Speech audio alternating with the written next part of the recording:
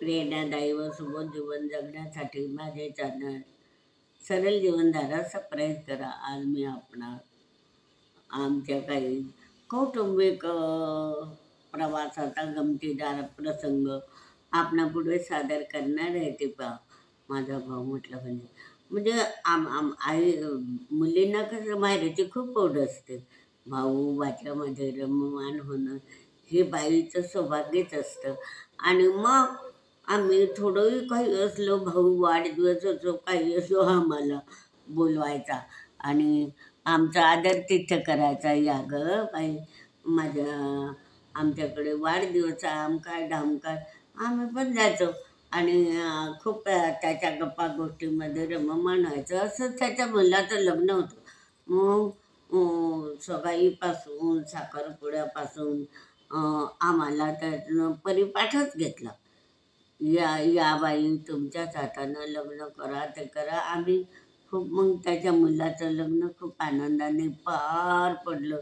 धामधूम पंक्तीची मेज, रंगड चंगड, पाहुणे आहेत, सर्व काही त्याने मनमोकळेपणाने असं पहिलंच लग्न म्हणून सगळ्यांना कर्तृत्व करून दाखवलं भाऊने माझ्या आईने.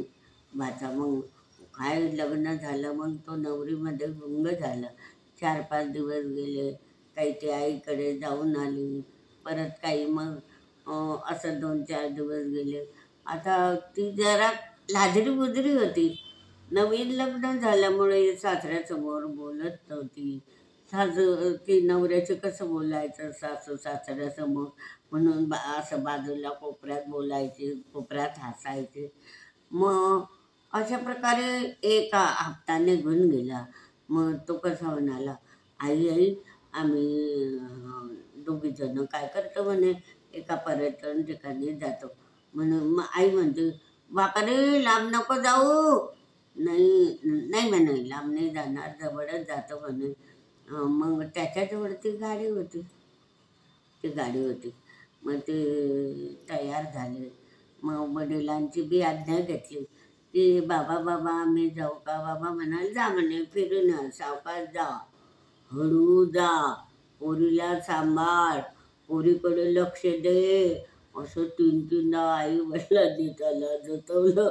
आणि मग त्यानं गाडीवर बसला, तिलाही तेही बसले गाडीच्या मागे आणि भुर्र गाडी सुरू झाली आणि ते निघाले. आणि तेवढ्यामध्ये काय झालं, मग गाडी चालत आता ते जे पर्यटक स्थळ होतं, अशी रेल्वे आडवी होती आणि ते रेल्वे गेटमधून जाऊन त्याला पार करायचं होतं. चालता ती रेल्वे गेट आली. प्रवास सुखरूप होत होता, चालत होते, पण मुक्कामुक्कीच होती. तो तिच्याशी बोलेना की ते त्याच्याशी बोलेना. नवीन लग्न झालेलं होतं म्हणून काय झालं तर गेट आलं. त्याला गाडी अशी आडवी आली, मालगाडी. मग तो थांबून गेला पण गाडीच्या खाली उतरला नाही, कारण गाडी तो उभा राहिला ना. गाडी जातच होती, 1-2 डबा शेवटचा शिल्लक होता फक्त गेटजवळ. मग त्याला असं वाटलं काय उतरायचं. आणि ते बहिणीनं काय केलं, अशी हळूच उतरून गेली त्या गाडीच्या खाली मागच्या मागे. आणि हा काही उतरला नाही. यानं काय केलं, मग ते गाडी सुरू होता बरोबर मारले ना आणि निघाला त्या फाटकाच्या बाहेर. पण असं मागे पाहिलं नाही की गड्या आपली बायको बसली आहे का नाही. तिचा काही त्यानं विचारच केला नाही. त्याला कसं वाटलं, आता तिनं तर असं म्हणायला पाहिजे की हो मी खाली उतरेला, ते बी मूग जर बोललीच नाही. आणि असं मी म्हटलं नाही की हो मला बसू द्या की काही. गप आपली उभी राहिली आणि त्यानं किक मारली आणि भुर्र चालला पुढच्या पर्यटन स्थळाला. आणि बायको तर मागे काही नाही. मग त्याला कसं थोडं 2-3 किलोमीटर अंतरावर गेला तो. आणि तो कसा म्हणतो, का गं आपण खायला काही डबा दिलाय काय ना आपल्याबरोबर, गोड दसम्या दिल्या का. तर तू म्हणे, अगं मी तुला खायचं विचारतो, तू एवढं सुद्धा बोलत नाही का. आता आपण दोघं बरोबर चाललो आहे, बोला चालत जाऊ. तो असं म्हणतोय. तरी पण दोन्ही की चुली मग त्याला असं करून पाहिलं. अरे बापरे म्हणे, इथं काय नाही. मग आता कुठे गेली याची. त्या तो असा ओशाड, तो असा घाबरून गेला.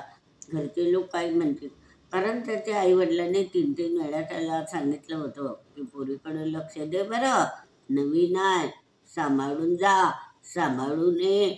आणि म्हणे अरे बापरे, हे कुठे गेली म्हणे. मग परत त्यानं गाडी फिरवली इकडे. तो चौकीदार म्हणत होता, का गं बेटी, तू काय इथं उभी आहे. तर म्हणे ना, काका काका माझे घरचे ना गाडी घेऊन चालले गेले. आणि म्हणे तू असं म्हणू नका की मी खाली उतरली आहे म्हणून. तो म्हणे की नाही मी काही बोलली नाही. म्हणे हे चूक चूक तुझी आहे म्हणे बेटा, असं कसं म्हणे आपण सांगायचं की मी खाली उतरलेली आहे, थांबा मला बसू द्या, असं म्हणायला पाहिजे. तितक्यात तुझा तो माझा वाचा गेला तिच्याजवळ. आणि का गं बेटा बाई, तू एवढं पण नाही म्हणू का की मी खाली उतरली आहे. मी किती घाबरलो म्हणे. मी 2 मैलावर 3 मैलावर चालला तरी तू, मी म्हणतो डबा आणला का, आवाजच नाही. तेव्हा माझं लक्ष गेलं. आणि मी जर बोललो नसतं तर पार त्या पर्यटक स्थळाजवळ पोहोचून गेलो असतो. अशा प्रकारे परत तिला दामदाटी दिली. मग त्या चौकीदारानं समजवलं, जाऊ दे म्हणे बेटी, नवीन लग्न, जाऊ दे म्हणे बेटा, नवीन लग्न झालेलं आहे, पोर चोरती जात आहे म्हणे, लाजली लुजली त्याच्यामुळे तुला काही चांगलं नाही. आणि मग तेव्हा कुठे तू बसली.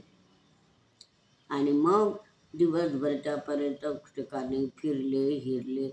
बरं की म्हणे बाई, लांबच्या प्रवासाला गेलो नाही म्हणे. मला काय माहीत की तू असं करशील, की मी खाली उतरली ते पण नाही सांगणार म्हणे. मी म्हणे घरी काय तोंड दाखवलं असतं, तुला काही झालं असतं तर माझ्या आईवडिलांनी काय म्हटलं असतं, तुझ्या आईवडिलांनी काय म्हटलं असतं की माझ्या मुलीला या माणसानं टाकून दिलं, असं माझ्यावर आरोप झाले असते. असा माझा वाचा बडबडायला लागला. आणि मग त्यांनाच समज घेतली, जाऊ द्या गडीला बाहेर आणायला, थोडं दिवसभर फिरू खाऊ पिऊ घालून चालले जाऊ बापा घरी, नको असं. तर मग त्यांनी तसंच केलं. दिवसभर तिला फिरवलं इकडे तिकडे. ते पर्यटक स्थळ दाखवले, इकडे मंदिर आहे, इकडे तलाव आहे, इकडे कमळ आहे, इकडे अमका आहे, इकडे ढमका, असे सगळे प्रेक्षणीय वस्तू स्थळं तिला दाखवले. ती मुक्काने त्याच्या मागे मागे चालत होती. आता तरी म्हणे माझ्याबरोबरच चाल, नाही तर माझा हात धरून चाल, असं माझा भाचा तिला चिडायचा. चाल म्हणे हात धरून, तू कोणाला घाबरते म्हणे, अगं तू माझी बायको आहे, तुला कोणी काही बोलणार नाही म्हणे. त्यानं करू तिचा हात धरला. आणि तो दिवसभर तिचा हात धरून धरून बरोबर बरोबर फिरत राहिला. आणि जे काही पाहायचं असेल ते परत. मग थोडे फिरून फिरून थकले आणि तिथे जेवायला बसले. म्हणजे डबा गिबा नव्हता. मग थोडं छोटंसं हॉटेल होतं, त्या हॉटेलमध्ये बसले, जेवण केलं प्रेमाने, एकमेकाकडे पाहत होते, हसत होते. आणि म्हणे तू चांगली बाई आहे की नाही म्हणे, चांगली बाई आहे म्हणे, तू चांगला माझ्या गळ्याला फास लावला रे बाई, होते काही झालं असतं तर. माझ्याही आईवडिलांनी मला बोललं तर म्हणा. परत त्याच्या डोक्यात विचारायला नको गड्या, ही जेवते हिला आता काही बोलायचं नाही. अशा प्रकारे त्यांचा तो जवळचा प्रवास संपला. आणि चाल म्हणे बाई बस, खाली उतरायचं असेल तर मला सांग म्हणे, तू माझी काही फजिती करू नको म्हणे तू. अगं असे का मला हे करते, कशाला लाजते तू, माझी बायको मुद्दाम तिचा हात धरण ओढते, त्याच्याहून लाजायची. तर अशा प्रकारे त्याने गाडीवर बसवलं आणि घरी आलं. घरी आला तो त्यानं जोरजोरात सांगण्याचा प्रयत्न केला. आणि ते काही आई वडील हसत बी जात, जाऊ दे ना बाबा, हसत बी जात, काही हे पण करत जाऊ दे म्हणे. ती नवीन होती, लहान आहे, तिला नाही कळलं म्हणे, नाही बोलली, नाही चांगलं. अगं म्हणे तिला जर काही झालं असतं आई तुम्ही मला सांगितलं तुम्ही बोलले असते, तिच्या आई-वडिलांनी काय म्हटलं असतं, आता नुकतंच लग्न झालेली असं कसं या माणसानं केलं? अशा प्रकारे ते आरोप म्हणे माझ्यावरच आले असते. तर तुम्ही असं तिची बाजू घेऊ नका, माझीही बाजू घ्या. तर अशा प्रकारे ती अजूनपर्यंत आता मग ती थोडी मुलं वाढवं झाले आणि मग अशी हसत-खेळत कोणालाही सांगते, "बाई गं, आमचं लग्न झालं होतं, तर असं-असं झालं होतं." कोणत्यालाही मग आता तिला ते आठवण झाली, की तिनं अगोदर तो प्रसंग सांगावा. मग आम्ही काही दिवस हसतच राहिलो, की "काय गं बाई, अशी काय वेड्यासारखी करते गं तू?" असं हसत राहिलो, प्रेमाने तिच्याशी बोलत राहिलो. अशा प्रकारचा प्रसंग माझ्या भाच्याचा, माझ्या भाचीसुनेचा मला आठवला. तो मी आपणापुढे सादर केला आहे. आता ते अ, सगळे गुण्यागोविंदानं नांदतात. आता चांगली ती त्या संसारामध्ये त्या नवऱ्याला आता भांडे-कुंडे आता काही लाजत नाही. तर अशा प्रकारे तिने आपला संसार सांभाळला, मुलं-बाळं झाले आणि पण तिला कोणत्या प्रसंगाची आठवण येते, कोणीही नातेवाईक येऊ, काही येऊ, काही गमतीचा विषय निघाला की त्याच्यापुढे सादर करते आणि तेव्हा ते गुपचूप बसते. अशा प्रकारे हा व्हिडिओ अवश्य पहा. आपल्या जीवनातील गमतीदार प्रसंग लोकांना सांगा, त्याची करमणूक करा. हा व्हिडिओ लाईक व शेअर करा.